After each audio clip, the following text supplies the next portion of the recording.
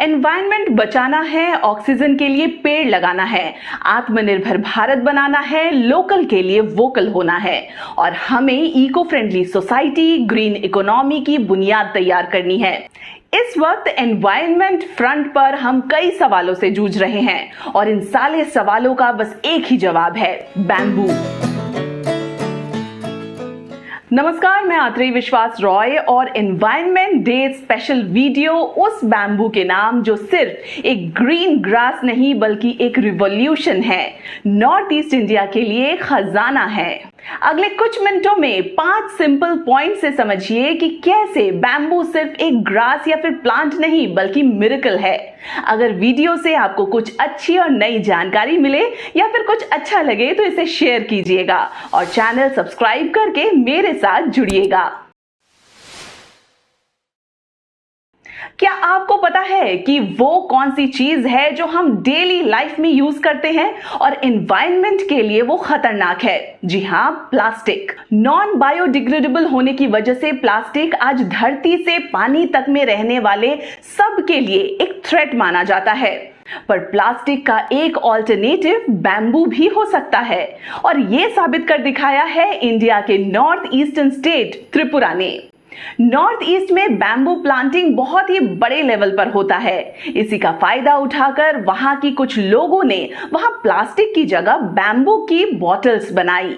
ये आइडिया देश के प्रधानमंत्री नरेंद्र मोदी तक को लुभा गया। इसी बात से त्रिपुरा, मणिपुर, असम के कारीगरों ने हाई क्वालिटी की पानी की बोतल और टिफिन बॉक्स बनाना शुरू किया है बाम्बू से।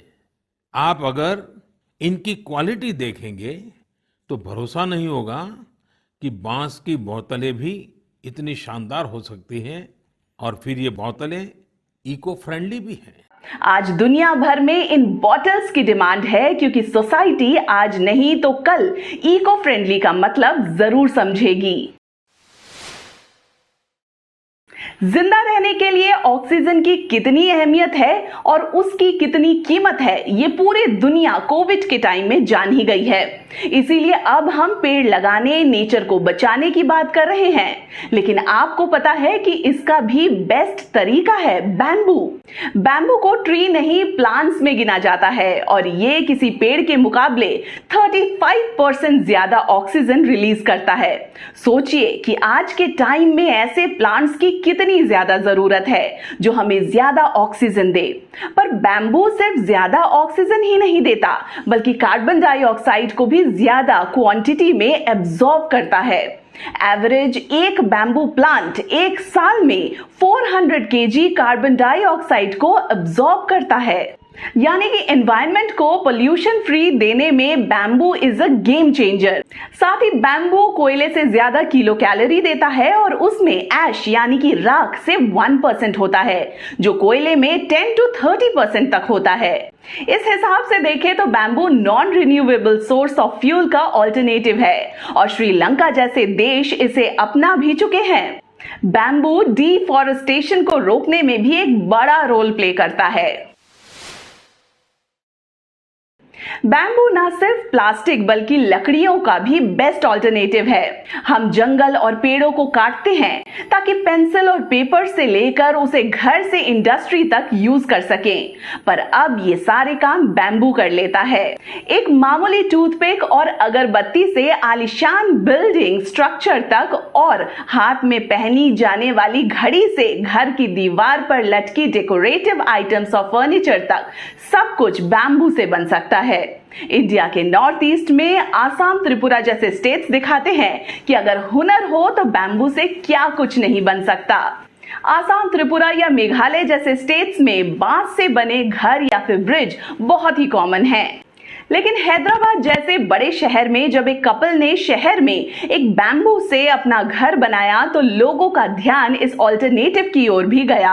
अमेरिका जैसे विकसित देशों में ये बांस से बने घर आपको दिख जाएंगे। ये ना सिर्फ कंस्ट्रक्शन कॉस्ट और एयर पोल्यूशन कम करता है बल्कि जंगल कटने से भी बचाता है।